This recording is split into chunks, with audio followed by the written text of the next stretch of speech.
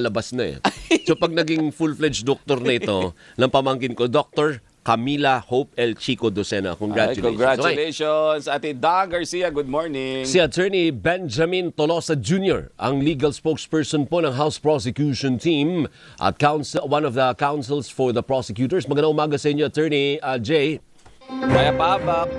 Vice President Sara Duterte impeachment trial. Hi, sir. Hello, good morning. Can you hear me? Yes, we can hear you very well. Good morning, Opo. Alvin and Robert. Magandang umaga. Oh, by the way, naalala ko lang, hindi ba nagkaroon ng issue sa inyo na hindi ka dapat daw iwasang spokesman ka at the same time prosecutor ka? Ano na yung pinili nyo dyan, Attorney Jay? No, I think na-clarify naman din yon ng spokesperson ng impeachment court. No, it was more of a friendly reminder. In fact, it was directed towards myself and Attorney Poa. No, at sinabi naman na so far we've been careful with our statements, making sure that we won't violate the sub judice rules. More of a friendly reminder na baka moving forward, it may be more difficult for us, no, to not violate the rule, no, lalo na as we get deeper into this trial, no. But so far, no, as you can see, I guess both of us have the same decision, no, si ni Attorney Poa na to continue, no, exercising these dual roles of acting as private prosecutor and for him, counsel for the respondent, no, and at the same time spokesperson. So walang i-give up sa ngayon? Yes. Okay, good. Sige. Anong asahan for today? Ang magtatanong ay yung mga senator, judges na attorney. Pero kung matapos na yon, ready naman yung next ninyong testigo na taga-COA pa rin. Yes, that's correct, Calvin. No? So, we foresee, siguro at the very least, yung direct examination niya ng second witness natin from the COA, masisimulan natin today. No, sa testimony niya, maalala natin, dun sa sinabi ni Attorney Roderick Wamil, at some point he left ICFAO, umabot siya dun sa merong some audit observation memorandum na siya ang nag-draft and na-issue niya. Although sabi niya, merong iba na draft niya pero hindi na siya nakapag-issue. So, dun sa point na umalis na siya, dun naman papasok itong second witness natin.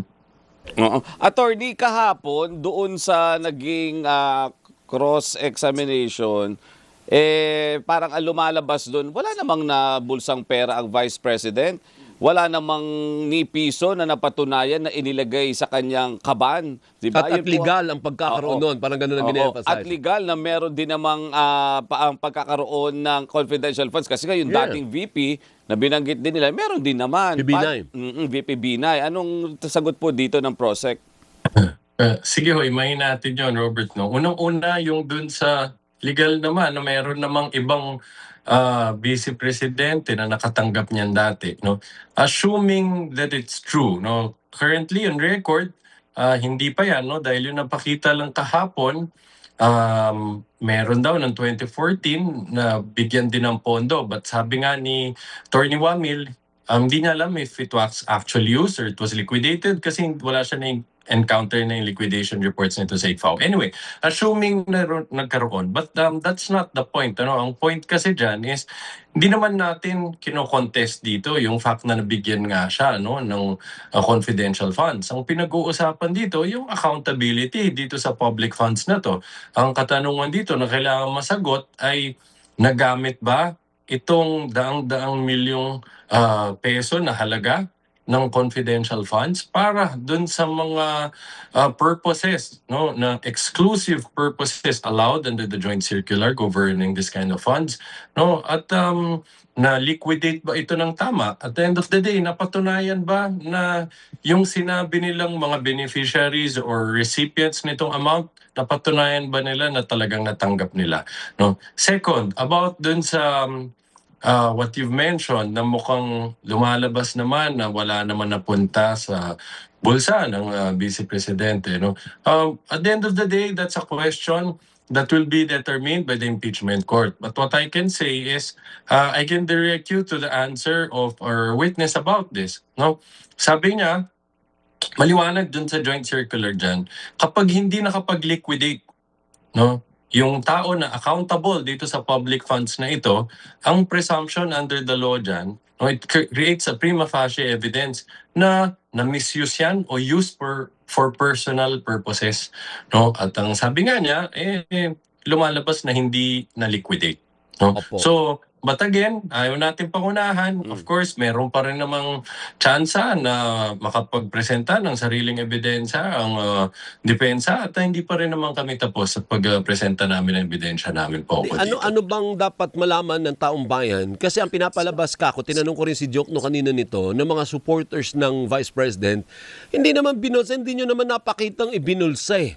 Kailangan ba na ibinulsa ng Vice Presidente ang budget niya para mapatunayan na impeachable ang ginawa niya o hindi kailangan umabot doon? The fact na hindi niya maayos na na-liquidate at may question sa liquidation ay sapat na para ituring niya na impeachable offense.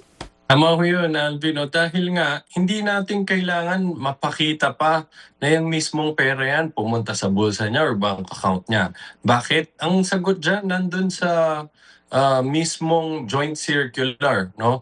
That governs the use and liquidation of confidential funds. Again, ito yung sinabi ng testigo. This is not coming from me. Ito yung sabi ng testigo at yun ang na-point out niya, no? Yung specific provision na kapag hindi ka nakapag-liquidate, ang batas na mismo nagsasabi, prima facie evidence na yan, na na-misuse mo yan or ginamit mo yan para sa pang-sariling kapakanan.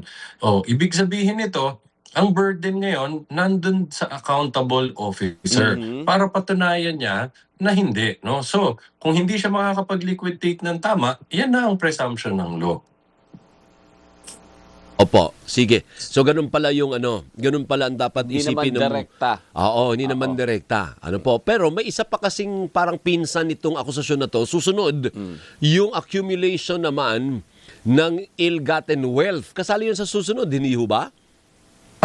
Tama ho yan. Well, actually ngayon, no, ang order of presentation of evidence, pagkatapos ng confidential funds, pupunta muna tayo sa bribery, and then May panghuli bribery pa. yung unexplained wealth. Ayun. So, itong unexplained wealth na to, dito na, no, pauhol yung mga nasabpina ng mga BIR documents, bank records, AMLAC records. So far, binigyan pa hanggang August 2013, no, August 13, yung some of the banks to comply dahil naghingi sila ng extension. So sa ngayon, hindi pa namin nakukuha itong mga dokumento na to dahil sinusuri pa, nagkakaroon pa ng inventaryo ang impeachment court. No? After masubmit na lahat, we're looking forward to have the chance to see them, study them, and make sure we'll be able to present them properly. May chismis na mga kumakalat na hindi na itutuloy yung mga bribery na yan. Hanggang dito na lang tayo sa ano ba ngayon, yung sa COA, unliquidated, Confidential funds, yes.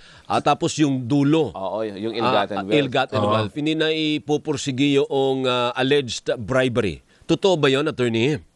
Well, we have the option to do that, no? But for now, ang preparations namin, assumption pa rin to present evidence with respect to all of these articles of impeachment. So pinaghahandaan pa rin namin kasama yung bribery. But you may not already, you may not pursue yung bribery angle already. Well, option yan na available sa amin, no? Dun sa pre-trial order, ang nakalagay doon, meron naman kaming option o pwedeng pagpalitin. Unahin namin ang unexplained wealth, for example, no? So, all we have to do is inform the impeachment court and the respondent about this. But again, for now, ang direction namin, tuloy ang presentation ng evidence para sa lahat ng articles of impeachment. Attorney, doon sa latag na ninyo ngayon for the confidential funds, ang kinumpute na namin kung 3 times a week times 4, 2.5 months tayo para dito sa confidential funds. Mababawasan ba gaya nung naunang article na discussion yung mga witness ninyo para mas mapabilis itong pagdinig? Yes, Robert. No.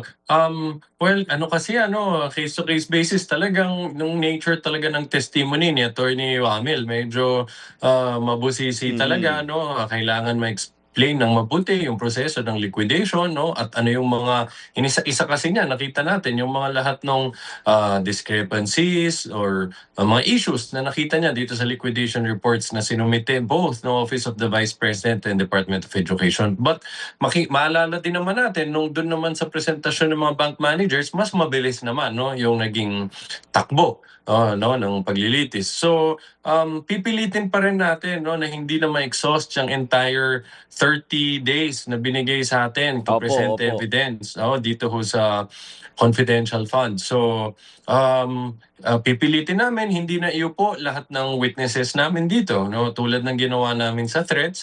Pag na-cover na namin lahat ng mga importanteng elemento dito, lahat ng facts na kailangan namin ma-establish, no, hindi na namin uupo yung ibang witnesses namin. Attorney Jay, ang kulit po kahapon ni Attorney Kapunan, ano? Parang ang dami pong natuwa po sa kanya. Kasi nga, numbers, di ba? Tapos biglang eto si Attorney Kapunan. Ayan ba yung mga style lang? Yung pag sinabi mo, in this scam ito eh. O syempre, mabilis ngayon yung defense. No, strike! Strike of the record. Kasi interjection mo lang yun. Hindi yun conclusion. Pero yung mga ganyan, mga style ba yan, Attorney? No, pero makita naman natin the way that she conducted direct examination, etc. No, yung strategy niya talagang natural sa kanya, no? Even natural. off-cam. Galing, That's how actually, sa we totoo see lang. her, no? Talagang mukhang yun yung natural talaga niya. Huy, don't answer, huy. At saka yung translation. Ang kulit din ng translation, ha? Sa totoo lang, hindi mo naman kailangan i-translate yun, Attorney Jay, di ba? Panalim, bomba ka, Tinranslate dahil. lahat ng mga na-term doon. Strategy, Okay. mga ganun. Ano din naman siguro, yung proper appreciation of the court and pati na din mga kababayan ho natin. So, ano yung Tagalog ba ng irregular, Attorney Jay? I think ang nasabi kahapon, kung di ako nagkakamali, ay hindi pangkaraniwan. Ano? Ayan. What about yung unconscionable? Hindi yun unconscionable, it's unconscionable. Yun yung emphasis. Ano ba sa Tagalog yun? Kahindik-hindik yata ang sinabi diyang kahapon kung Hindi, ikaw na-remember yung correctly. tinatanong ko, counsel. Do not copy the meaning of the other lawyers, please. So, alam niyo na, Alvin, baka tayo mga subjudice. Kaya Hindi naman.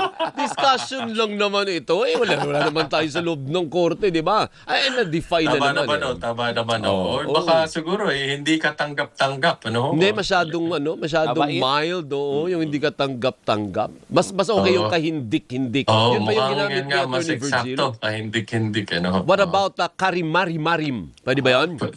Parang pwede din, sakto din. Mukhang kailangan ho namin mag-consult sa inyo. So, susunod naman ka-translate kami ng ano. Ay, lokohan lang po ito, ha? For ano lang, discussion lang po, para lang malaymanais din natin at makarelate Yes, sir. ng ating mga kababayan. Napaka-importante ho talaga niyan, Sir Alvin. Sige, Attorney Jay, ikaw, kailan ka sasalang? Kagaya nung ginawa ni Attorney Kapunan. Saan banda ka sasalang? Hintayin ho natin in the coming week. Sabi na, pasensya na ho kayo. But again, when it comes to particular assignments ng mga councils, we can't disclose. So, Relevance? Dapat gano'n ang sinabi mo. Objection, Your Honor. Relevance. Kasi natututo. Asked and answered. Di ba? Natututo tayo, di ba? Ask and Tama, answer. tama. Ganun. Thank you, Attorney. Mabuhay po kayo. Thank you, Attorney. Maraming salamat din at magandang umaga ulit sa inyo. Thank you. Si Attorney Powa din, interviewin natin minsan. Magaling din si Attorney Powa. Lagi ko ngayon sinisigil. Ang bilis nga eh. Ang bilis na strike from... Pag nakita kami, Attorney, hindi ka pa nagigil sa akin. Lagi kang busy, ha? Nagigis sa inyo sa weekend. Nakikita ko yung... Sa anong ganap? So ganon. Ganon, Attorney. So Kaya mas nga- ang loves niya si Victoria Tulad at si